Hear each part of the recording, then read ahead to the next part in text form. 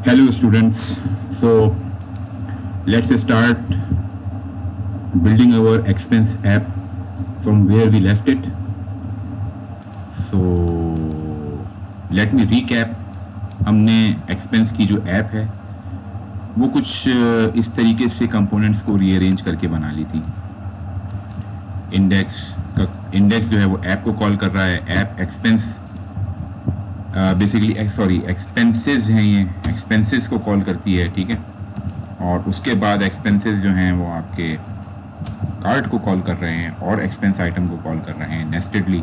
अभी nested component है, card के अंदर कार्ड दोबारा कॉल होता है, लेकिन एक ये ऊपर वाला कार्ड है जैसे कि आपको बताया था, और एक अंदर ये जो लाइट ग्रे कलर का कार्ड आपको नज़र आ रहा है जिसके अंदर डेट, स्कूल फ़ी और ये बटन वगैरह लगे हुए हैं, ये वाला कार्ड है, ठीक है।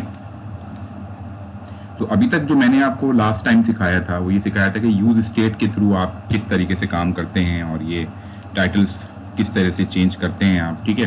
तो ये अब मैं जो आपको लेके जाऊंगा वो बेसिकली आपको हम जिस वर्जन पे लेके जाएंगे वो इनपुट हैंडल वर्जन 11 है, ठीक है। तो इसको मैं कॉपी कर लेता हूँ। अब मैं जब अपनी ऐप आपको दिखाऊंगा तो रिफ्रेश करें, ठीक है। तो मैंने यहाँ पे एक इनपुट टेक्स्ट बॉक्स भी बना दिया है, ठीक है। और जब मैं चेंज टाइटल करूँगा तो लास्ट टाइम जो मैंने आपको दिखाया था वो ये दिखाया था कि आप जब चेंज टाइटल करते हैं तो वो हार्ड कोडेड मैंने एक टाइटल था वो हर जगह मैंने वही टाइप कर दिया था, ठीक है, चेंज करवा दिया था। तो अब रिक्वायरमेंट क्या है कि फॉर एग्जांपल यहाँ पे अगर स्कूल फ़ी की जगह मैं कहना चाह रहा हूँ कि जो मेरा एक्सपेंस है वो परचेज ऑफ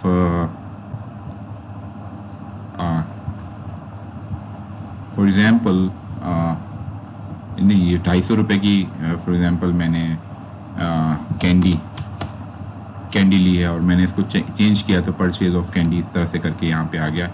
और इसी तरह से बुक्स की जगह मैं इसको रिप्लेस करना चाह रहा हूँ, for example 230 for example keys है, कीज़ से मैं रिप्लेस कर देता हूँ इसको, ठीक है। तो मैंने यहाँ पे एक इनपुट बॉक्स बनाया है, इनपुट कंट्रोल बनाया है, और जैसे ही मैं ये क्लिक हैंडलर के थ्रू जब मैं इसको चेंज बटन को दबाता हूँ तो ये क्या करता है, ये यहाँ पे वो टाइटल को चेंज कर देता है। तो ये कैसे अचीव किया है, ये एक्चुअली उसी तरीके से हमने किया है कि यूज स्टेट को यूज़ किया हुआ है इसके अंदर, और इसके अंदर हमने यूज स्टेट में आप टाइटल के साथ साथ मैंने दो तरह की स्टेट्स जो है वो मैंने मेंटेन करवाई है, एक न्यू टाइटल है और एक ओरिजिनल टाइटल है, ठीक है। देखो जब लिस्ट लोड होती है तो मेरे पास ये प्रॉप्स के थ्रू ये सारे के सारे टाइटल मेरे पास आ जाते हैं, ठीक है। और अब मैंने यहाँ पे क्या किया है कि यहाँ पे चेंज का बटन मैंने यहाँ पे बनाया है, ऑन क्लिक के ऊपर क्लिक हैंडलर मैंने बना दिया है। और क्लिक हैंडलर बेसिकली करता क्या है, बेसिकली क्लिक हैंडलर ये करता है कि टाइटल को न्यू टाइटल में चेंज कर देगा, ठीक है। तो एक तो मेरे पास देखो दो तरह की स्टेट्स मुझे मेंटेन करवानी है, ठीक है। तो एक है मेरे पास क्लिक हैंडलर, जैसे कि मैं यहाँ पे बटन को क्लिक करूंगा तो वो टाइटल चेंज हो जाना चाहिए, और एक है ऑन चेंज, जैसे जैसे मैं यहाँ पे टाइप कर रहा हूँ वो भी जैसे ये चेंज होगा तो उसके ऊपर चेंज हैंडलर कॉल होगा, ठीक है, और वो न्यू टाइटल को उठा के यहाँ पे डिस्प्ले करवा देगा, यहाँ पे चेंज करवा देगा। जो भी टारगेट के अंदर वैल्यू थी, फॉर एग्जांपल इनपुट बॉक्स के टारगेट में जो भी वैल्यू थी, ये क्या करेगा, ये न्यू टाइटल को सेट करवा देगा, ठीक है। तो ये दो काम हो रहे हैं यहाँ पे। एक तो ऑन क्लिक के ऊपर क्या हो रहा है, जब मैंने बटन क्लिक किया तो यहाँ पे ये इसको चेंज कर देता है, ठीक है। लेकिन जैसे ही मैं यहाँ पे टाइप करता हूँ तो वो चेंज होता है, तो ऑन चेंज का हैंडलर भी मैंने कॉल किया हुआ, ठीक है। तो दो तरह के मैंने यहाँ पे स्टेट्स मेंटेन करवानी थी। तो मैंने क्या किया है कि यहाँ पे एक अलर्ट करके टाइटल देखने के लिए कि क्लिक से पहले टाइटल क्या था और न्यू टाइटल की वैल्यू ऑब्वियसली क्लिक के बाद ही कॉल होती है, तो मैंने यहाँ पे एक अलर्ट कर दिया फॉर एग्जांपल, ठीक है। तो अब आप ये देखो कि क्लिक से पहले यहाँ पे टाइटल की वैल्यू मैं दे देता हूँ फॉर एग्जांपल एप्पल्स, ठीक है। और जैसे ही मैंने चेंज हैंडल किया तो ये देखो एक मैंने अलर्ट किया है कि क्लिक से पहले वाला जो टाइटल था वो स्कूल फी था, ठीक है। और जैसे ही सेट टाइटल होगा तो वो न्यू टाइटल को क्या करेगा, सेट करवा देगा। तो जैसे ही मैं इसको ओके किया तो न्यू टाइटल जो है वो एप्पल्स में इसने इसको सेट करवा दिया, ठीक है। तो इसी तरह से ये काम हो रहा है यहाँ पे, ठीक है। तो ये तो खैर मैंने इनपुट बॉक्स आपको समझाने के लिए बताया है।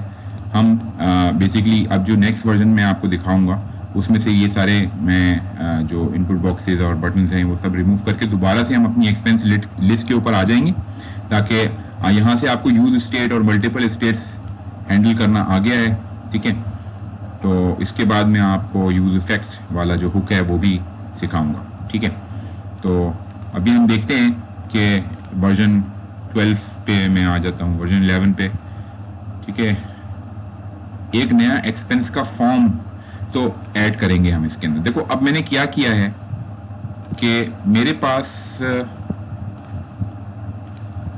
एक फॉर्म भी मैंने बना दिया है, ठीक है। तो एक्सपेंस आइटम को ऐड करना भी तो है मुझे इस लिस्ट के अंदर। ये तो मेरे पास इनिशियल लिस्ट थी, लेकिन मुझे क्या करना है, मुझे इस टाइटल को ऐड भी करवाना है, नए टाइटल को अपनी एरे के अंदर ऐड भी मुझे करवाना है, ठीक है। तो देखो वो मैंने आपको स्प्रेड और स्प्रेड ऑपरेटर वगैरह बताया था, वो भी यहाँ पे काम आएगा अभी। और इसके अलावा एरो फंक्शंस तो यहाँ पे आपको जावास्क्रिप्ट में जो भी काम करना होगा ES6 में वो एरो फंक्शंस के थ्रू ही करना होगा, और रिकमेंडेड भी यही है, ठीक है। तो इस तरीके से अब आपको मैं ये बता रहा हूँ कि मैंने एक्सपेंस आइटम के अंदर एक फॉर्म ऐड किया है। तो इस वर्जन में मैंने ज़्यादा कुछ चेंज नहीं किया है। मैंने एक्चुअली क्या किया है कि इस वर्जन में मैंने एक्सपेंस आइटम के अंदर मैंने जो फॉर्म को ऐड किया है यहाँ ऐप के अंदर ऐड कर दिया ना, नहीं ऐप में नहीं ऐड किया है, एक मिनट। न्यू एक्सपेंस फॉर्म में मैंने एक्सपेंस फॉर्म ऐड किया है। तो ये जो ऊपर वाला ब्लू में तुम्हें नज़र आ रहा है, तो ये एक अलग कंपोनेंट में मैंने न्यू एक्सपेंस फॉर्म के नाम से, न्यू एक्सपेंस के नाम से ऐड कर दिया है, ठीक है। न्यू एक्सपेंस एक एक्सपेंस फॉर्म को कॉल करता है, ठीक है। तो अब मेरे पास जो कंपोनेंट की हायरार्की है वो टूट के कुछ इस तरीके से हो गई है कि मेरे पास न्यू एक्सपेंस भी आ गया है और एक्सपेंस फॉर्म भी आ गया है। तो एक्सपेंस फॉर्म में क्या हो रहा है कि फॉर एग्जांपल तुम ये देखो कि यहाँ पे टाइटल, अमाउंट और डेट है। तो इसी तरह से ये रहा वो टाइटल, ये रही वो अमाउंट और ये रही वो डेट, ठीक है। तो डेट कंट्रोल मैंने यहाँ पे डाल दिया है HTML5 में। तो ये JSX मैंने बनाई है। तो एक्सपेंस फॉर्म एक बना दिया है मैंने, और उसके अंदर मैंने इनपुट बॉक्सेस यहाँ पे डाल दिए हैं, ठीक है। तो जो भी मुझे यहाँ पे ऐड करना होगा मैं ऐड कर दूंगा बड़ी आसानी से, ठीक है। और ये कॉल कहाँ से हो रहा है, एक्सपेंस फॉर्म जो है वो बेसिकली न्यू एक्सपेंस के अंदर आप जाते हैं अगर, तो तुम देखो कि एक्सपेंसेस हैं, तो एक्सपेंसेस एक्सपेंस फॉर्म को कॉल कर रहा है, ठीक है। ये रहा एक्सपेंस फॉर्म, ठीक है। तो एक्सपेंसेस एक्सपेंस फॉर्म को कॉल कर रहा है। और अगर आप और पीछे आ जाएं तो एक्सपेंसेस कहाँ से कॉल हो रहे हैं, ठीक है, ये हम देख लेते हैं। तो app.js में तुम देखो कि app.js वो कंपोनेंट है। देखो ये app.js का कंपोनेंट है जो कि लिस्ट भी दिखा रहा है पूरी एक्सपेंसेस की, और एक्सपेंसेस का जो कंपोनेंट है वो एक्सपेंस आइटम को कॉल करता है, कार्ड को कॉल करता है, और आपने जैसे देखा था एक्सपेंस डेट को कॉल करता है, ठीक है। और ऐप जो है वो साथ ही साथ न्यू एक्सपेंसेस में न्यू एक्सपेंस को भी दिखा रहा है। तो न्यू एक्सपेंस भी यहाँ पे आप देखेंगे कि ऊपर तो पुरानी लिस्ट आपको नजर आती है, और नीचे तो पुरानी लिस्ट आपको नजर आ ही रही है, क्योंकि एक्सपेंसेस में आपने ये एक्सपेंस की एरे भेज दी है। उससे पहले आपने यहाँ पे न्यू एक्सपेंस का एक न्यू एक्सपेंस का कंपोनेंट रेंडर करवाया है। ये जो न्यू एक्सपेंस का कंपोनेंट है ये आपने यहां से इंपोर्ट किया है, ठीक है। और न्यू एक्सपेंस एक्चुअली अगर आप देखेंगे न्यू एक्सपेंस कॉल करता है एक्सपेंस फॉर्म को, और एक्सपेंस फॉर्म के अंदर ये सारे कंट्रोल्स हैं ऊपर जो ब्लू में आपको नजर आ रहे हैं, ठीक है। तो देखो अब हो क्या रहा है यहाँ पे ये सब चीजें तो हो रही हैं। इसके अंदर अभी ये एक्चुअली एरे के अंदर ऐड नहीं कर रहा है, अभी सिर्फ ये फॉर्म एक मैंने ऐड किया है, ठीक है। और ये अभी कुछ नहीं करता है, ठीक है। अगर मैं इसको इंस्पेक्ट करके देखूंगा और यहाँ पे मैं जाऊंगा कंसोल में, ठीक है। और अगर आप मैं टाइटल डाल रहा हूँ, ठीक है, और उसकी अमाउंट डाल रहा हूँ, कोई डेट दे रहा हूँ मैं, ठीक है, फॉर एग्जांपल आज की डेट दे देते हैं, ठीक है, मैं एक्सपेंस को ऐड कर रहा हूँ, तो आप ये देखो कि यहाँ पे रिफ्रेश हो रहा है। ये आप ये देखो रिएक्ट का जो है ये पेज है, तो जैसे ही मैं यहाँ पे कुछ भी डालता हूँ और ऐड करता हूँ तो ये रिफ्रेश हो रहा है। ये एक्चुअली अभी ऐड नहीं कर रहा है, हम आगे जाके नेक्स्ट वर्जन में इसको ऐड करवाएंगे। बताने का मकसद मुझे आपका ये है कि जो भी मैं यहाँ पे डाल रहा हूँ ना, ठीक है, और एंट्री कर रहा हूँ, ऐड एक्सपेंस का बटन दबाते ये पेज रिफ्रेश कर रहा है। तो देखो दोस्तों, ये स्टूडेंट्स आप ये देखिए कि जो भी रिएक्ट की ऐप होती है वो सिंगल पेज एप्लीकेशन होनी चाहिए और वो रिफ्रेश नहीं करनी चाहिए, ठीक है।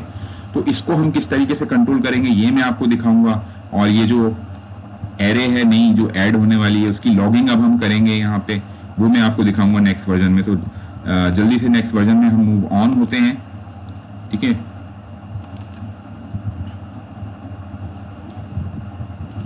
तो मैंने ये नया वर्जन आपको यहाँ पे बना दिया है, ठीक है। देखने में ये वैसे ही लग रहा है लेकिन मैंने इसको रिफैक्टर किया है। रिफैक्टर किस तरह से किया है कि देखो यहाँ पे एक्सपेंस ऐप तो ये वही काम कर रही है जो पहले काम कर रही थी, ठीक है। न्यू एक्सपेंस का ऊपर फॉर्म ये नज़र आ रहा है तुम्हें, ये इसने बना दिया है, और नीचे एक्सपेंसेस के कंपोनेंट को इसने ये आइटम की प्रॉप्स के थ्रू पूरी की पूरी एरे भेजी हुई है। अब तुम आ जाओ अगर एक्सपेंस फॉर्म के अंदर, तो मैंने यहाँ थोड़ी सी लॉगिंग करवाई है। किस तरीके से मैं आपको बताता हूँ, देखिए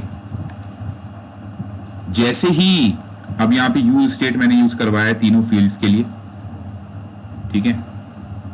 जैसे ही टाइटल में कुछ मैं डालूंगा नया, ठीक है, तो ये वैल्यू जो है यूज स्टेट्स में क्या कर रहा है, इसको आप इनिशियल वैल्यू पास करेंगे यूज स्टेट को, और जो भी एंटर्ड टाइटल था मेरा, अभी जो नया टाइटल मैंने एंटर्ड किया है वो इसके अंदर आ जाएगा मेरे पास।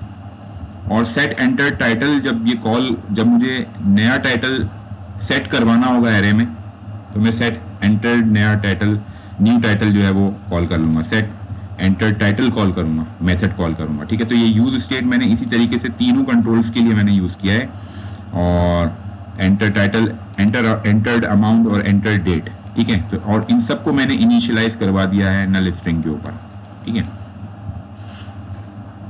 और मैंने क्या काम किया है, मैंने ये काम किया कि ये तो मेरा एक्चुअली फॉर्म था, ठीक है।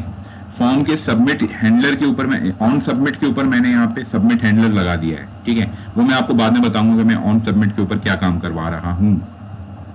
पहले आप ये देख लें कि ये यहाँ पे जो एंटर टाइटल है, तो जो भी वैल्यू इसके अंदर आएगी वो एंटर टाइटल में आ जाएगी मेरे पास। और यहाँ पे मैंने ऑन चेंज के ऊपर क्या किया है कि टाइटल चेंज हैंडलर को कॉल किया है। इसी तरह से आप देखेंगे कि जो आपका अमाउंट है उसके ऊपर मैंने एंटर्ड अमाउंट वेरिएबल यहाँ पे ले लिया है, पास ऑन किया है। और यहाँ पे जैसे ही ये चेंज होगा तो ऑन चेंज पे मैंने अमाउंट चेंज हैंडलर कॉल करवाया है। और सिमिलरली मैंने एंटर डेट यहाँ पे लिख दिया है वैल्यू में, और इसके ऑन चेंज पे मैंने डेट चेंज हैंडलर को कॉल किया है, ठीक है। तो अब ये हो क्या रहा है यहाँ पे कि date change handler, title change handler, ये सब क्या काम करते हैं, ठीक है। ये सब काम ये कर रहे हैं कि जो भी मैं वैल्यू चेंज होती है, जो भी वैल्यू चेंज होगी, तो इस वैल्यू चेंज होगी मींस कि उस कंट्रोल की स्टेट चेंज होगी, ठीक है। तो जैसे ही स्टेट चेंज होगी तो मेरे पास यूज स्टेट्स का हुक कॉल होगा। वो क्या करेगा, एंटर्ड टाइटल के अंदर जो भी वैल्यू मैं यहाँ पे लिख रहा हूँ, फॉर एग्जाम्पल टाइटल की वैल्यू मैंने लिख दिया एप्पल्स, ठीक है। तो वो यहाँ पे यूज स्टेट को पास करवा के नई वैल्यू सेट करवा देगा, ठीक है। तो अगर मैं यूज स्टेट यूज नहीं करूंगा तो मुझे GUI पे नहीं दिखाएगा, चेंज नहीं होगा। ऑल्दो कि वो चेंज होगा, वो चेंज सिर्फ और सिर्फ लॉग में मैं कर सकता हूं, लेकिन UI पे वो मुझे दिखा नहीं रहा होगा, ठीक है। तो UI पे दिखाने के लिए मुझे यूज स्टेट यूज करना पड़ेगा, ठीक है। तो जैसे मैंने एप्पल्स टाइप किया यहाँ पे, और अब मैं इसको चाहता हूँ कि फॉर एग्जाम्पल इसकी जो नई वैल्यू मेरे पास आई भी है या नहीं आई है, इसको मैं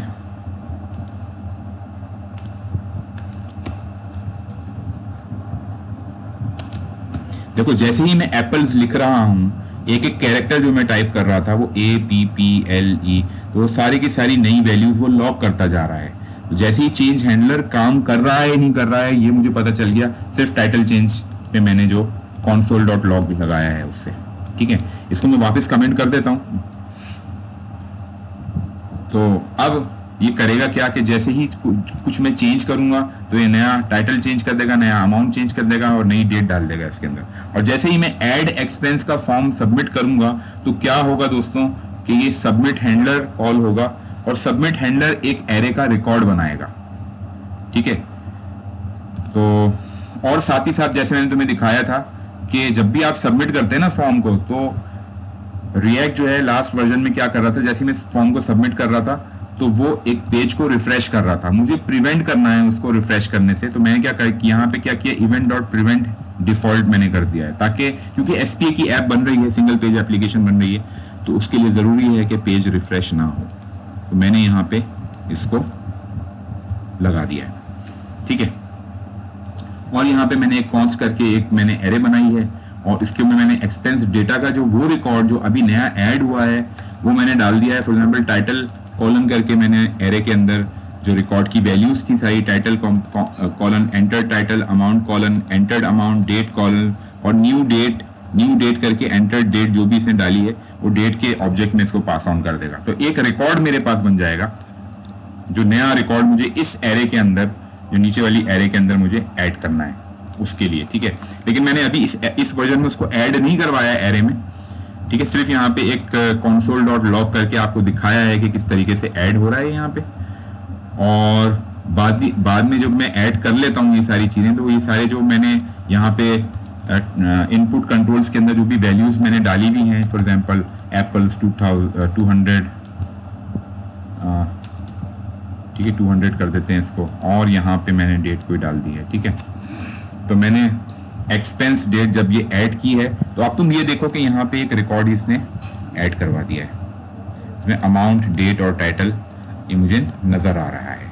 ठीक है, तो ये सिर्फ इसने यहाँ पे console.log करवाया है। तो रिफ्रेश कर देते हैं दोबारा से, तो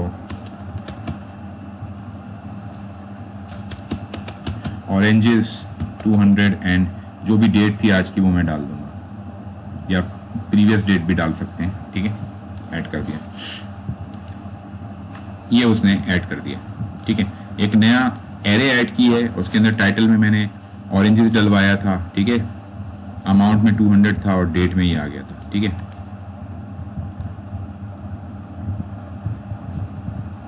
और डेट में कंप्लीट ये वेडनेसडे में 12 और ये करके इसलिए आ रहा है क्योंकि मैंने यहाँ पे एक डेट का ऑब्जेक्ट बना के उसके अंदर वैल्यूज पास ऑन की थी। ठीक है, तो इस वर्जन में मैंने आपको ये दिखा दिया है। Let's move on to the next version. ठीक है, अच्छा, इस वर्जन के अंदर अब जो हायरार्की थी कंपोनेंट की वो पहले मैं आपको दिखा दूं कि वो क्या थी। ठीक है, ताकि हम कंफ्यूज ना हो। तो हमारे पास एक्सपेंस फॉर्म था। ठीक है, और हमारे पास एक्सपेंस फॉर्म जो है वो कॉल कहाँ से होता है, एक्सपेंसेस के अंदर से कॉल हो रहा है। ठीक है, एक्सपेंसेस अलग है, न्यू एक्सपेंस फॉर्म अलग मैंने बना लिया है। तो ऐप जो है वो बेसिकली कॉल कर रही है, इस लास्ट वर्जन के अंदर जो हमने किया था, ऐप जो है वो न्यू एक्सपेंसेस को कॉल करती थी, और न्यू एक्सपेंसेस जो है था वो एक्सपेंस फॉर्म को कॉल कर रहा है। तो एक्सपेंसेस के साथ साथ अब क्या हो रहा है, मेरे पास ऐप जो है वो, अब हम यहाँ पे लिखेंगे कि ऐप वॉज कॉलिंग एक्सपेंसेस। ठीक है,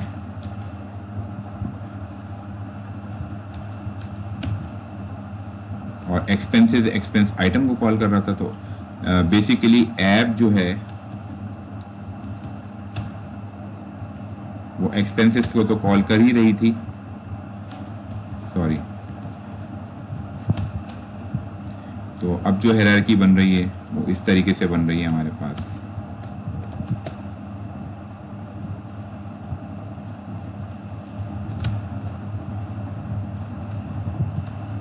ठीक है। तो एक्सपेंस ऐप जो है वो एक्सपेंसेस तो कॉल कर ही रही थी, वो न्यू एक्सपेंसेस को भी कॉल कर रही है। एक्सपेंसिव न्यू एक्सपेंस को कॉल कर रही है, और new expense in turn expense form को कॉल कर रहा है। अगर आप देखेंगे तो न्यू एक्सपेंस जो है वो एक्सपेंस फॉर्म को कॉल कर रहा था, ठीक है। तो न्यू एक्सपेंस जो है आप देखेंगे कि ये एक्सपेंस फॉर्म को कॉल करता है, ठीक है। तो एक्चुअली अब मेरे पास कंपोनेंट्स की हायरार्की कुछ इस तरीके से आ गई है, ठीक है। तो इंडेक्स ऐप को कॉल करता है, ऐप न्यू एक्सपेंसेस को कॉल करती है, न्यू एक्सपेंसेस एक्सपेंस फॉर्म को कॉल कर रहे हैं, और ऐप जो है वो एक्सपेंसेस को कॉल कर रही है, साथ ही साथ फिर एक्सपेंसेस कार्ड को कॉल कर रहा है। एक्सपेंसेस ही मेरे पास एक्सपेंस आइटम को कॉल कर रहा है, and again expense item again nestedly card को कॉल कर रहा है और एक्सपेंस डेट को कॉल कर रहा है। तो ये मेरे पास अब एक नई हायरार्की इसकी बन गई है। तो ये फोर्थ में कर देता हूं इसको, और ये थर्ड वर्जन में मेरे पास ये कुछ इस तरीके से था, ठीक है। पहले ऐसे आ रहा था मेरे पास। तो let's move on to the next version.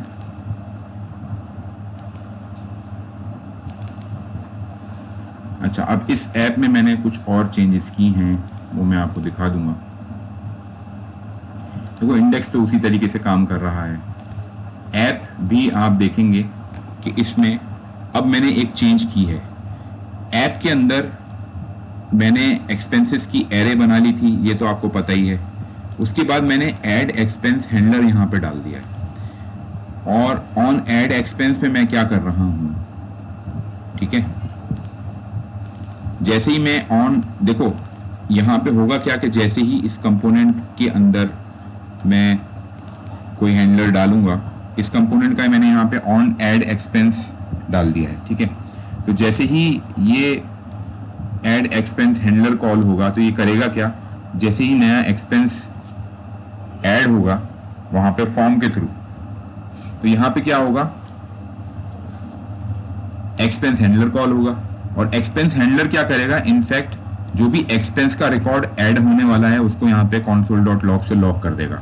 ये काम मैंने किया है यहाँ पे, ठीक है। अब अगर ऊपर देखते हैं एक्सपेंस फॉर्म के अंदर, तो एक्सपेंस फॉर्म के अंदर भी आप देखेंगे कोड वही लिखा हुआ है, ठीक है। तो इसके अंदर तो ये लॉगिन करवाई थी हमने, कमेंट कर दी। इस एक्सपेंस फॉर्म के अंदर मैंने कोई चेंज नहीं की है। हाँ, अलबत्ता अगर आप इसको देखें कि न्यू एक्सपेंस के अंदर न्यू एक्सपेंस को आप देखें, ठीक है। तो न्यू एक्सपेंस के अंदर मैंने यहाँ पे एक हैंडलर और बनाया है, ऑन सेव एक्सपेंस डेटा। तो जैसे ही एक्सपेंस डेटा को सेव करना होगा तो ये सेव्ड डेटा हैंडलर को कॉल करेगा। और ये कर क्या रहा है, यहाँ पे आप देखें कि यहाँ पे एक्सपेंस डेटा की एक एरे बना रहा है ये। और अब आप ये देखें कि यहाँ पे ये डॉट डॉट स्प्रेड ऑपरेटर इसने यूज किया है। एंटर डेटा जो भी इसने डाला है वो यहाँ पे एंटर कर देगा, और उसके आगे एक आईडी लगा रहा है, math.random.to स्ट्रिंग कर दिया उसको, ठीक है। तो जो भी एक्सपेंस डेटा मैं ऐड कर रहा हूँ वो ऐड होगा, उसके आगे एंड में एक्सपेंस डेटा जो भी मैंने एंटर्ड किया है वो यहाँ पे आ जाएगा, एंटर्ड एक्सपेंस डेटा। और यहाँ पे क्या हो रहा है कि इस आईडी के थ्रू math.random कोई भी रैंडम नंबर की एक आईडी में लगा रहा हूँ यहाँ पे, ठीक है। तो इस रिकॉर्ड के साथ एक्चुअली मैं एक आईडी भी एसोसिएट कर रहा हूँ, ठीक है। तो अब ये जो है ऑन ऐड एक्सपेंस, ये कहां से आ रहा है मेरे पास, ठीक है। ये देखने की जरूरत है कि न्यू एक्सपेंस के अंदर ऑन ऐड एक्सपेंस कहां से आया मेरे पास।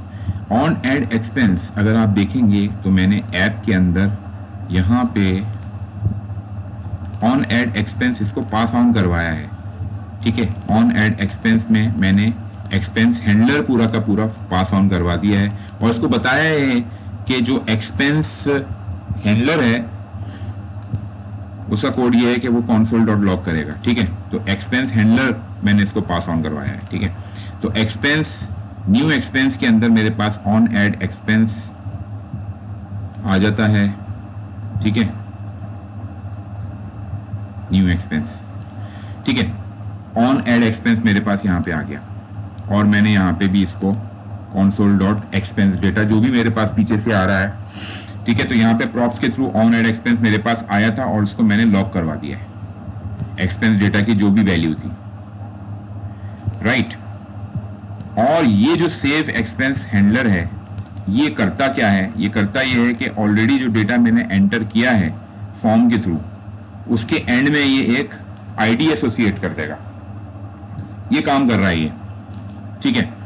तो इसको, और एक्सपेंस फॉर्म जो है वो उसी तरह से, इसका कोड मैंने चेंज नहीं किया है, ठीक है। तो इसको जब मैं रिफ्रेश कर लेते हैं, ठीक है, इसको फॉर एग्जांपल जैसे ही मैंने टाइटल डाला, फॉर एग्जांपल एप्पल्स 230 और मैंने यहाँ पे कोई डेट डाल दी, राइट। और इसको जब मैंने ऐड एक्सपेंस किया है तो आप देखो 3 जगह पे लॉग्स आ रही हैं मेरे पास, एक ये वाला मेरे पास आया है, एक ये आया है और एक ये आया है। तो 3 वही रिकॉर्ड्स हैं जो मेरे पास 3 दफा लॉग में आए हैं। तो कौन सा कहाँ से मेरे पास आ रहा है वो मैं आपको बता देता हूँ कि जैसे कि मेरे पास एक तो ये था console.log एक्सपेंस डेटा, ठीक है। तो बेसिकली मैं यहाँ पे किस फॉर्म में मौजूद हूँ, एक्सपेंस फॉर्म के अंदर मौजूद हूँ। तो एक्सपेंस फॉर्म से ही लॉगिंग स्टार्ट हो जाती है और मैं यहाँ पे ऑन सेव एक्सपेंस डेटा में जैसे ही आप सबमिट कॉल करते हैं, ठीक है,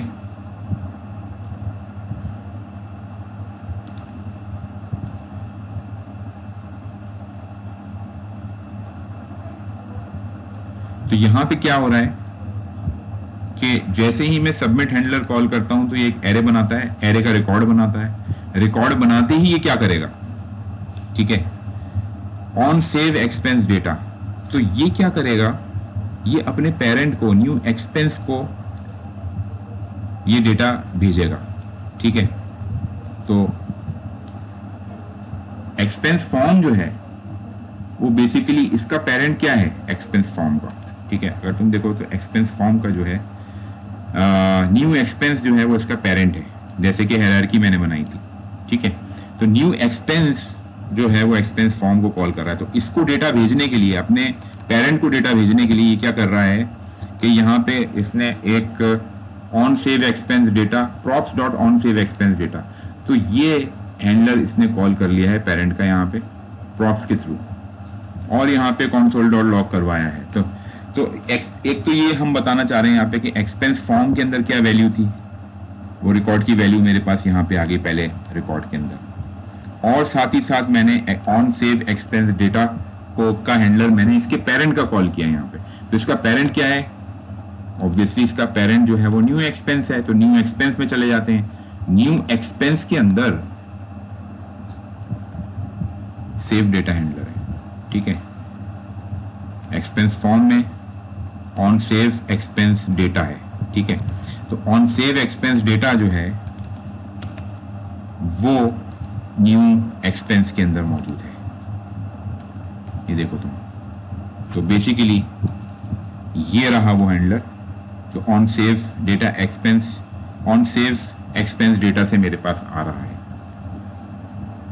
तो ये हैंडलर जो है वो basically save expense data handler को कॉल कर रहा है। इनफैक्ट एक और हैंडलर को कॉल कर रहा है जो कि ये लिखा हुआ है, और ये करता क्या है, ये सिंपली करता है कि जो भी आपने एक्सपेंस का डेटा एंटर किया था पहले से आपके पास जो आ रहा है एंट्री, उसके साथ एक आईडी एसोसिएट कर रहा है। ये रिकॉर्ड के अंदर एक आईडी और डाल देता है ये, ठीक है। तो ये था पहला रिकॉर्ड।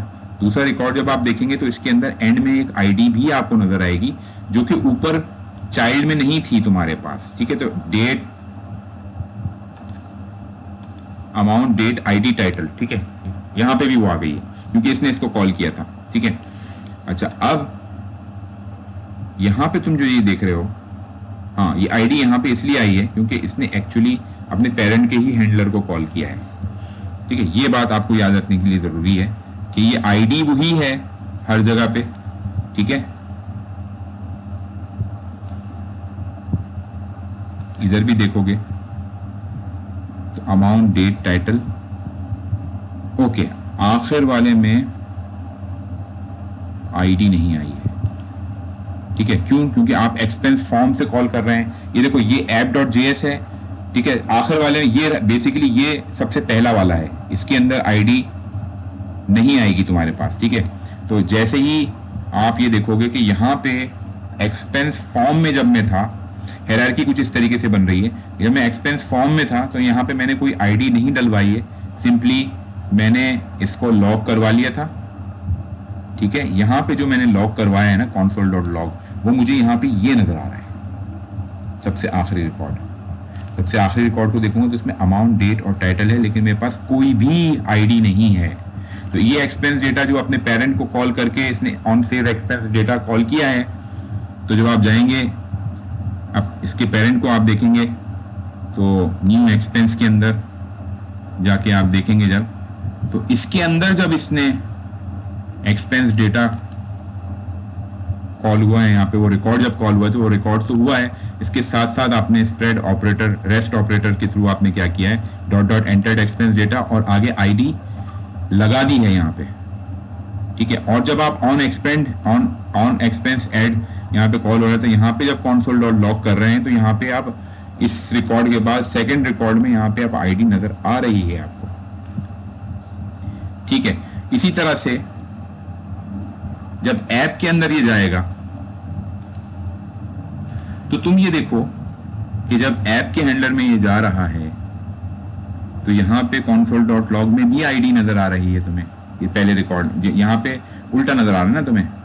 ठीक है, तो ये था आपके पास एक्सपेंस फॉर्म से, ये था आपके पास न्यू एक्सपेंस से, और ये था आपके पास ऐप में जो लॉगिंग हो रही है उसके थ्रू जो डेटा तुम्हारे पास आ रहा है। ठीक है, तो अभी तक देखो मैंने कोई डेटा एरे के अंदर ऐड नहीं किया है, मैंने अपने पास ऐप तक वो डेटा पहुंचा दिया है ऐड करने के लिए, और अब नेक्स्ट वर्जन में इंशाल्लाह हम इसको ऐड करेंगे। तो होपफुली आपको ये समझ में आ गई होगी पूरी हायरार्की, काफी टाइम लगा इसको समझाने में। अब नेक्स्ट है, अब मैंने नेक्स्ट वर्जन कॉपी कर लिया है, तो मैं ऐप को रेंडर कर रहा हूं यहाँ पे, राइट। तो अब देखो क्या हो रहा है, ये वार्निंग आ रही है, इसको भूल जाओ।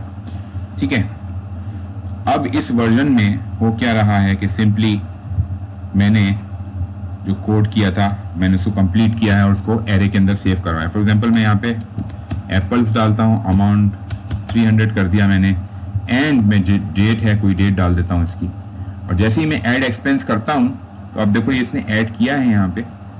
ठीक है, न्यू एक्सपेंस फॉर्म से डेटा मेरे पास न्यू एक्सपेंस में गया है जो कि इसका पेरेंट है। ठीक है, तो एक्सपेंस फॉर्म में जो मेरे पास डेटा था वो मेरे पास यहाँ तक आ गया है। और उसके बाद क्या हुआ है, उसके बाद क्या हुआ है कि ये रहा वो नया रिकॉर्ड जो उसने ऐड कर दिया है, टडा। ठीक है, तो रिकॉर्ड ऐड हुआ है लिस्ट में, लेकिन कैसे ऐड हुआ है, बाकी लिस्ट ये रही नीचे, वो अब हमने कैसे ऐड किया है ये हम देखेंगे। तो ऐप के अंदर अगर मैं आ जाता हूं यहाँ पे, तो ये देखो ये था तुम्हारे पास उसको ऐड करने वाला कोड, और अब तुम ये देखो कि ऐप क्या कर रहा है। ऐप के अंदर जो है वो मैंने पहले लेट एक्सपेंसेस करके बनाई हुई थी एरे, अब मैंने क्या किया है इसको थोड़ा सा रिफैक्टर किया है, लेट डमी एक्सपेंस कर दिया मैंने यहाँ पे, और डमी एक्सपेंस के अंदर मैंने एक एरे बना दी है। सिंपली डमी एक्सपेंस के अंदर एरे बना के मैंने क्या किया है, ये सारा डेटा यहाँ डाल दिया है, और मैंने क्या किया है कि यहाँ पे कॉस्ट लेके अब यूज स्टेट यूज किया है। ठीक है, ये जो इनिशियल लिस्ट थी मैंने इसको इनिशियलाइजेशन में दे दी है यूज स्टेट के। अब देखो एरे की स्टेट चेंज होगी तो एरे के अंदर जो डेटा मुझे डालना है वो टॉप पे डालना है, एरे के टॉप पे डालना है। ठीक है, तो मैंने सिंपली क्या किया है कि यहाँ पे मैंने रेस्ट ऑपरेटर यूज किया है, और रेस्ट के लिए इसको ये स्प्रेड ऑपरेटर मैंने यूज किया है यहाँ पे। तो अपडेट एक्सपेंस, मैंने अपडेटेड एक्सपेंस एक नया मैंने कॉस्ट करके बना लिया, और इसके अंदर जो पुरानी एरे थी मेरे पास वो रहेगी, ये जो नया रिकॉर्ड था मेरे पास वो रहेगा एक्सपेंस करके जो मेरे पास आ रहा है, और डॉट डॉट एक्सपेंसेस ये सारे वो एरे के वो एलिमेंट हैं, जो वो रिकॉर्ड्स हैं जो कि मेरे पास पुराने एलिमेंट थे सारे। तो ये मेरी पास अपडेटेड एक्सपेंस की एक एरे आ गई, और मैंने सेट एक्सपेंसेस सिंपली ये यूज सेट का मेथड कॉल किया है यहाँ पे सेट एक्सपेंसेस, और इसने अपडेटेड एक्सपेंसेस को यहाँ पे रिलोड कर दिया है। तो अब जैसे ही मैं यहाँ पे फॉर एग्जांपल ऑरेंजेस डालता हूँ, ऑरेंजेस अमाउंट 567 फॉर एग्जांपल मैंने डाल दिया, ठीक है, डेट डाल दी मैंने, ऐड किया, तो ये देखो यहाँ पे ऑरेंजेस आ गया, एप्पल आ गया, तो ये on top of that array add करता चला जाएगा। ठीक है, तो ये इस तरीके से हमने अचीव कर लिया है। अभी देखो, अभी भी ये, अब ये डायनेमिक तो हो गई है, लिस्ट के अंदर ये हम रिकॉर्ड अपना ऐड कर रहे हैं। अब फर्दर देखो, अब फर्दर हमें क्या करना है, हमें फर्दर ये करना है कि हमें डेटा को बेसिकली किसी सर्विस पे ऐड करवाना है, डेटाबेस ड्रिवन सर्विस पे, और उससे वो काम करना है। ठीक है, तो अब हम मूव करते हैं अपने नेक्स्ट वर्जन पे। बाकी कोड वैसा ही है सारा, तो फेच एपीआई पे मैं अब आपको मूव करवा रहा हूँ। ठीक है, तो अब ये जो कोड मैंने आपको दिखा रहा हूँ मैं, ठीक है, उप्स, ये नया मैंने VS कोड खोल दिया है, इसको मैं बंद कर दूं। ओके,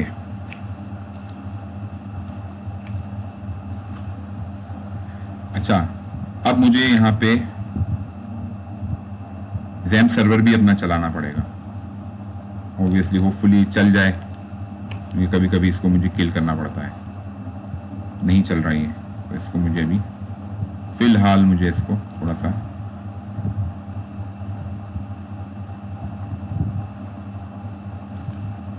हो गया ये किल। ठीक है, ओके, ये मैंने अपाची स्टार्ट कर दिया, ये मैंने MySQL स्टार्ट कर दी। अच्छा, अब मैं तुम्हें दिखा देता हूँ कि, अच्छा, यहाँ पे मैं डबल चेक कर लूँ कि मैंने app.js में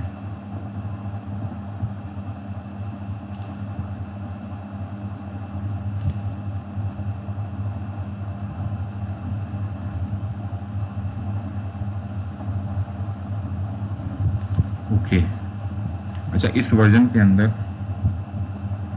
फेच एपीआई मैंने कहाँ यूज की है,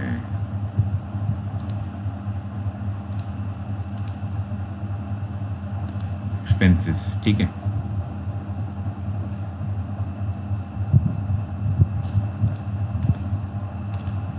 लेट मी डबल चेक कि मैंने कोई गलती तो नहीं कर दी है।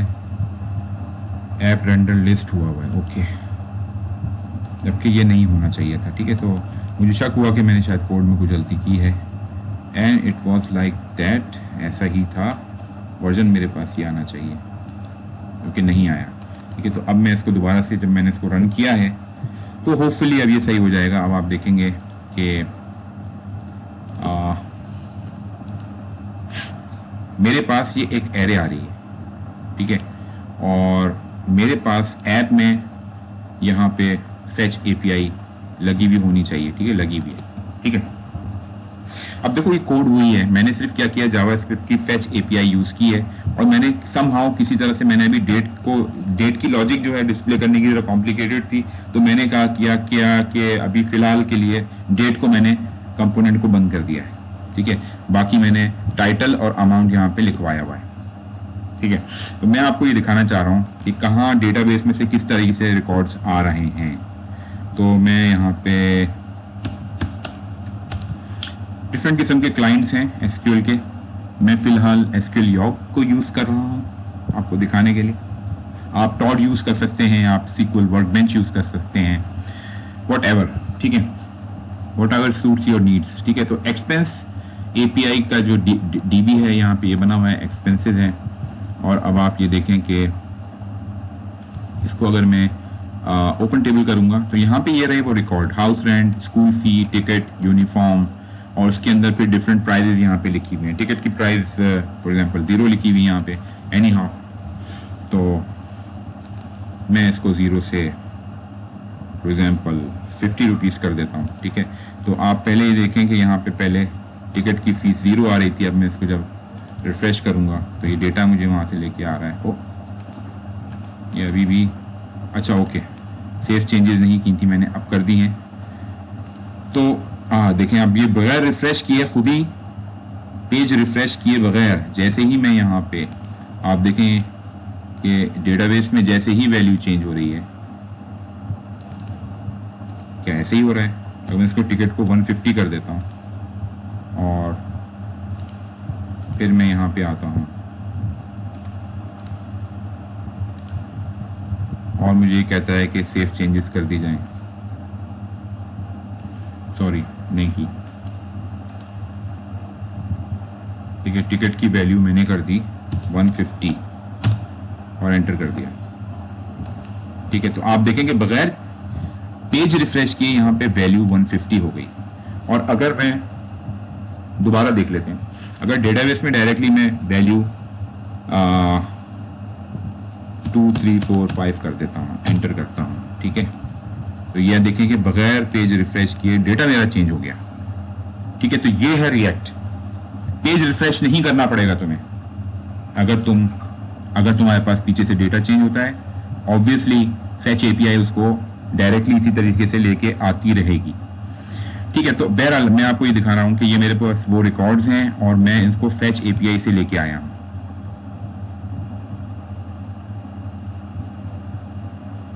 ओके, यहाँ पे कुछ मसला हो गया है, लेट मी क्लोज दैट। और मसला शायद इसलिए हुआ है, एनी हाउ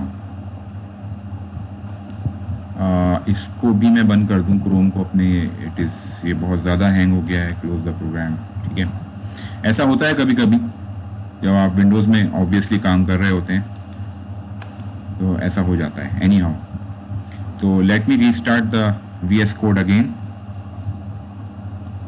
क्योंकि ये विंडोज़ है। Welcome to Windows.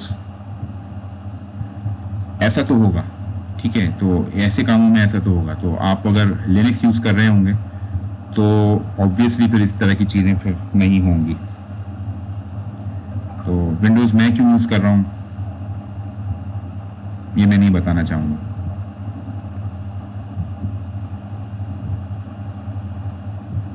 ठीक है, तो अच्छा, अब मैं ये देख लूँ कि टर्मिनल है, और टर्मिनल में इसको लेटर कर दो भाई, अपडेट नहीं करना है इसको। ठीक है, पावर शेल क्यों आया हुआ यहाँ पे, किल टर्मिनल कर दो। टर्मिनल में गया, न्यू टर्मिनल खोला, स्टार्ट npm कर दिया, तो होपफुली अब ये चल जाना चाहिए।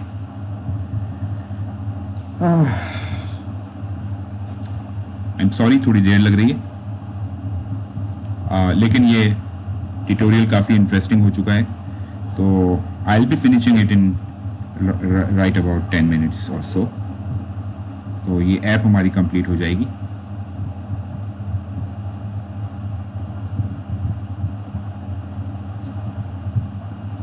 ओके, अब मेरे पास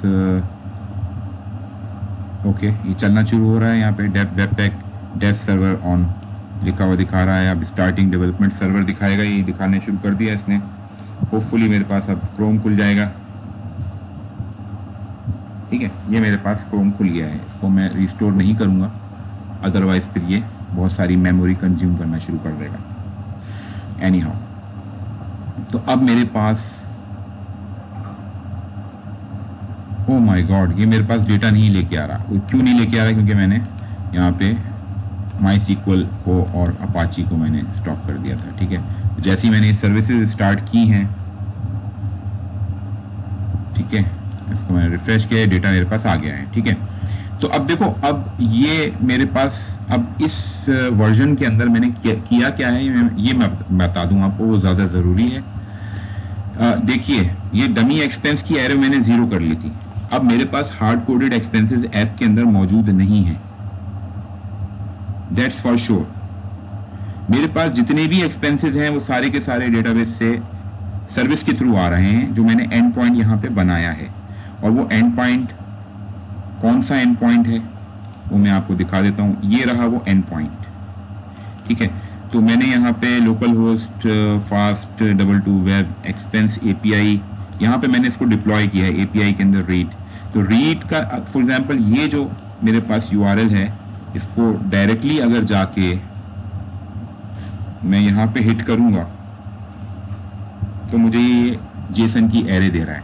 ये वही एरे है जो मैंने अभी आपको डेटाबेस के थ्रू दिखाई थी। ठीक है, इसमें कोई फर्क नहीं है। ठीक है, तो इसको बंद कर देते हैं, SQL यॉक को। ये हम देख चुके हैं कि डेटा कैसे जा रहा है यहाँ पे। तो अच्छा, अगर आपको डेटा को प्रॉपरली व्यू करना है तो ऑनलाइन जेसन व्यूअर है एक, उसका आप ये देखें, jasonviewer.stack.hu, इसके अंदर आप टेक्स्ट को पेस्ट करेंगे, सॉरी ये क्या कर दिया मैंने, ये रहा ये वाला टेक्स्ट, ये जो जेसन की एरे तुम्हारे पास आ रही है, इसको अगर आप पेस्ट करेंगे, एंटर किया मैंने, सॉरी एंटर करने की जरूरत नहीं, व्यूअर के टैब पे क्लिक कर दें तो ये खुद ही इसको रेंडर कर देगा। ठीक है, रेंडर कर नहीं रहा है, क्यों नहीं कर रहा है डोंट नो, अभी हो सकता है अभी कर ले।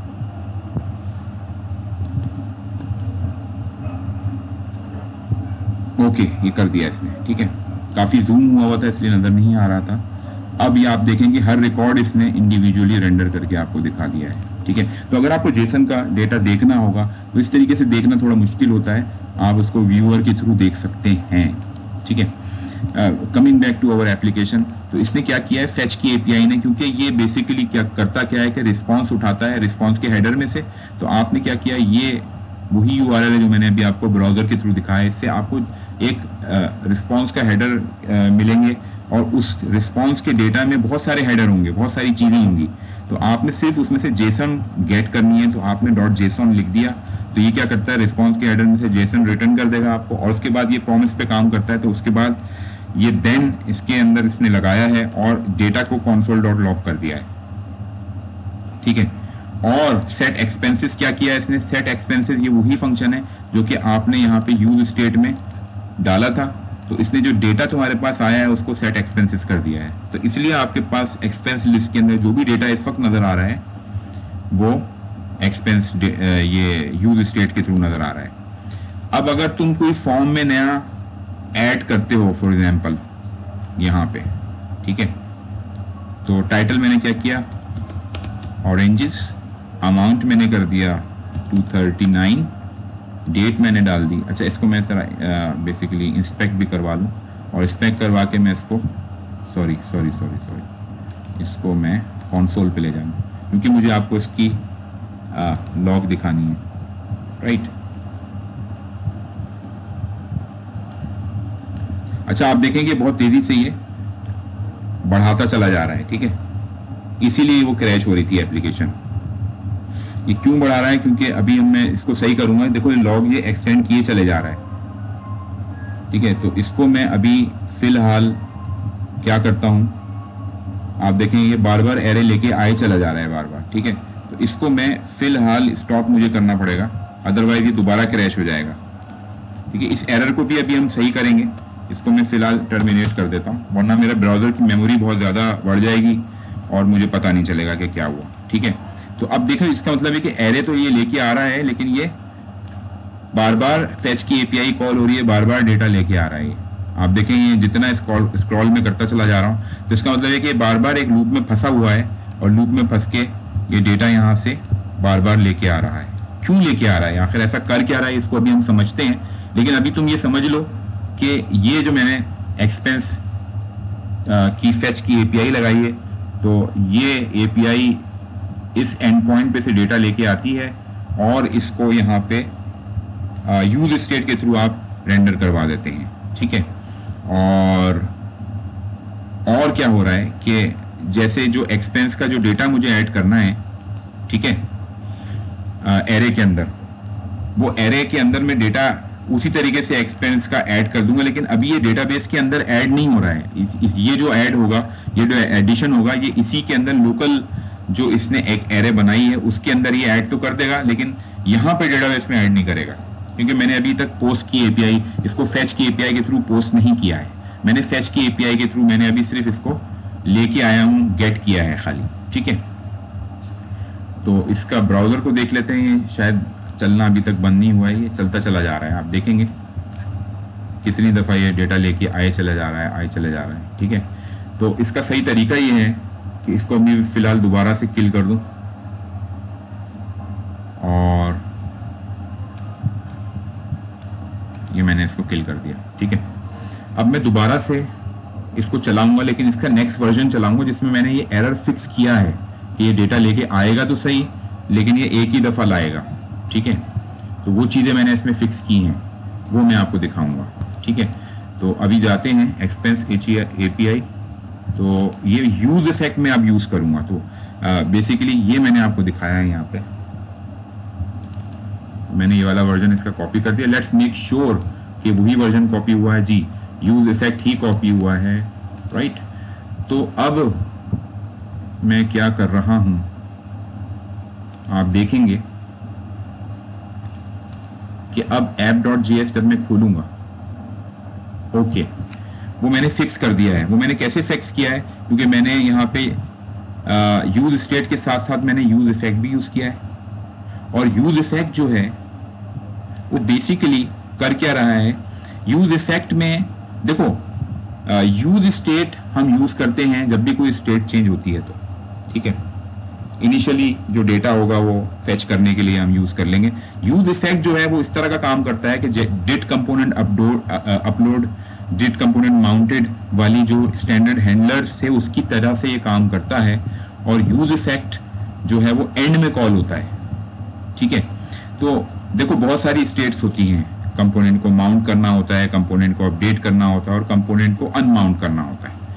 तो इसके दौरान बहुत सारे स्टैंडर्ड हैंडलर्स कॉल हो रहे होते हैं, बीच में रेंडर के फंक्शन भी हर फेज के अंदर कॉल हो रहे होते हैं, ठीक है। तो हमें करना क्या होता है, हमें एंड में यूज इफेक्ट कॉल करके, यूज इफेक्ट का हुक जो है वो ये करता है कि एंड में जो स्टेट है ना वो बता दो बस, ठीक है। और उसको हमने कॉमा करके एक एम्प्टी एरे कॉल की है, ताकि वो जो लूप में डेटा फंसा हुआ था ना लास्ट टाइम, वो लूप में ना फंसे, वो यहीं पे एक ही दफा फेच करके लाए इस एपीआई को, ठीक है। तो ये काम मैंने इसलिए किया है। तो मैंने यूज इफेक्ट के अंदर बेसिकली ये एक फेच को मैंने पास ऑन कर दिया है। फेच की एपीआई जो मैंने लिखी हुई थी वो डायरेक्टली मैंने यूज इफेक्ट में डाल दी है, ठीक है। और इसको मैंने इस तरीके से कॉल कर लिया है।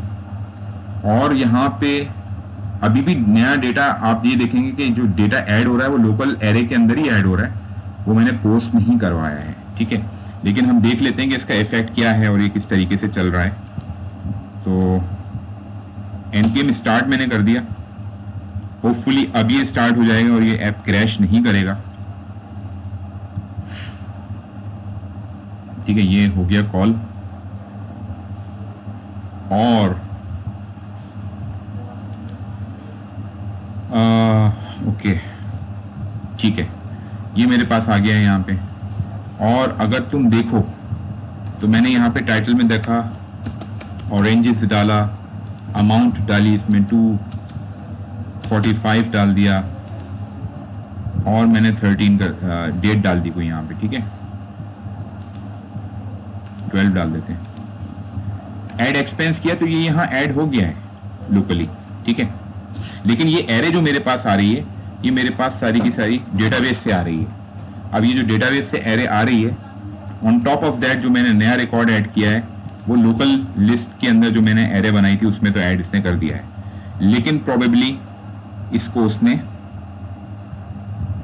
एसक्यूएल यॉक से जब मैं देखूंगा तो मुझे पता चल जाएगा कि इसने एक्सपेंसेस के डेटाबेस में इसको ऐड किया है या नहीं किया है,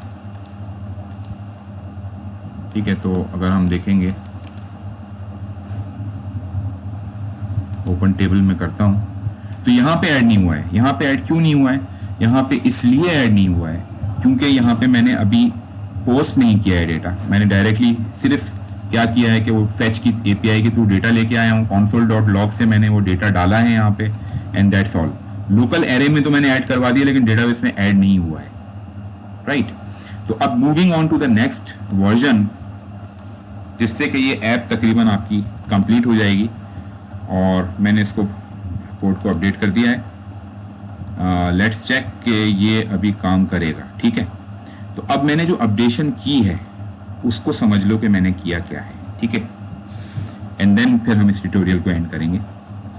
देखो ये मैंने अब जो रीफैक्टरिंग की है, मैंने ये किया है कि एक्सपेंस, डमी एक्सपेंस तो मैंने इसी तरह से कॉल कर लिया जो पहले मैंने कर रहा था। ये एम्प्टी एरे थी और एम्प्टी एरे को मैंने इनिशियल स्टेट के तौर पे यूज स्टेट में पास कर दिया है। फेच डेटा को मैंने अब एक फंक्शन में डाल दिया है अलग से, क्योंकि वो इसको मैं यहाँ पे यूज इफेक्ट के अंदर कॉल कर रहा था फेच डेटा को। अब ये जो फेच की एपीआई है इसको मैंने एक अलग से फेच डेटा बना के डाल दिया है, ठीक है। और यूज इफेक्ट में वही कॉल कर लिया है और यहाँ पे एक एम्प्टी एरे यूज इफेक्ट में कॉल डाल दिया है मैंने कॉमा करके, ताकि ये लूप में ना फंसे। अदरवाइज आपने देखा कि वो जो लॉग आप देख रहे थे ना उसमें वो लूप में फंस चुका था, और लूप में फंसने के बाद उसने क्या किया था, देखो यहाँ पे अब कोई लूप में फंसा नहीं है, यहाँ पे वही 4 रिकॉर्ड ही लेके आया है और कुछ नहीं कर रहा है। क्यों नहीं फंसा है लूप में? क्योंकि यहाँ पे मैंने एक एम्प्टी एरे कॉल कर दिया है। तो ये कोड अभी भी वही है, सिर्फ मैंने क्या किया है कि ये फंक्शन फेच डेटा का जो है अलग कर दिया है इससे और इसको यहाँ पे डाल दिया है। अच्छा, अब तुम यहाँ पे आ जाओ। एड एक्सपेंस हैंडलर में जो चेंजेस आई हैं वो ये किया है कि जब लास्ट टाइम तो मैं उस एरे के अंदर स्प्रेड ऑपरेटर के थ्रू एरे के अंदर मैं ऐड करवा देता था, ठीक है, पुरानी एरे में नया एलिमेंट, नया record on top of that array यहाँ पे ऐड करवा देता था मैं। लेकिन अब मैंने क्या किया है, क्योंकि मैंने पोस्ट करवा दिया है डेटा, ठीक है, जैसे ही मेरा न्यू एक्सपेंस ऐड होगा तो ये क्या करेगा, डेटाबेस में एंट्री करेगा। ये न्यू एक्सपेंस का जो मेरे पास कंपोनेंट है डेटाबेस में एंट्री करेगा, और डेटाबेस से एंट्री करने के बाद कैसे करेगा वो डेटाबेस में एंट्री, क्योंकि जो नया एक्सपेंस का मेरे पास रिकॉर्ड आ रहा है तो मैंने इसको पोस्ट करवाया है, और बॉडी json.stringify का एक फंक्शन है ये जावास्क्रिप्ट का, इसको मैंने बेसिकली स्ट्रिंग कर दिया है, बॉडी को स्ट्रिंग बनाया है, और हेडर्स में मैंने कंटेंट टाइप एप्लीकेशन जेसन इसको बता दिया है, ठीक है। और फिर इसको क्या किया है कि जब ये डेटा पोस्ट कर देगा उसके बाद दोबारा से जो नया डेटा है वो फेच करके लाओ। तो फेच डेटा दोबारा कॉल करना था मुझे 2 दफा। एक तो यूज इफेक्ट में मैंने कॉल किया था इनिशियल डेटा रिकॉर्ड ऐड करने से पहले, और रिकॉर्ड ऐड करने के बाद मैंने क्या किया, दोबारा से इसको ऐड किया है, ठीक है। बाकी मेरा कोड वही है सारा, बाकी कोड मैंने चेंज नहीं किया है। तो अब आप इसको ऐड करेंगे। फॉर एग्जांपल मैंने यहाँ पे एप्पल्स अमाउंट जो है वो उसका 345, डेट थी मेरे पास 10th of May, मैंने ऐड कर दिया इसको, ठीक है। ये मैंने यहाँ पे ऐड कर दिया, इसने ऐड कर दिया है। लेकिन आप देखें जैसे ही मैंने इसको ऐड किया है इसने पेज को रिफ्रेश नहीं किया, इसने यहाँ पे ओके एप्पल्स यहाँ पे ऐड कर रहा है, ठीक है। और इसके बाद जब मैं यहाँ पे ऐड करता हूँ फॉर एग्जाम्पल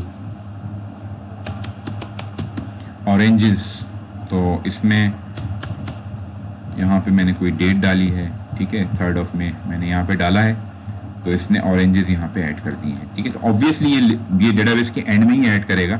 अब वो टॉप ऑफ द एरे में ऐड नहीं करवा रहा हूँ, ये डेटाबेस में एंट्री हो रही है, और वाकई हो भी रही है या नहीं हो रही ये आपको यहाँ से पता चल जाएगा कि फॉर एग्जांपल कोई और डेटाबेस का कोई और टेबल देखें, आप दोबारा इस टेबल पे जाएं तो आप देखेंगे कि यहाँ पे वाकई ये एंट्रीज हो रही हैं जो मैं वहाँ रिएक्ट की ऐप से एंट्री कर रहा था, ठीक है।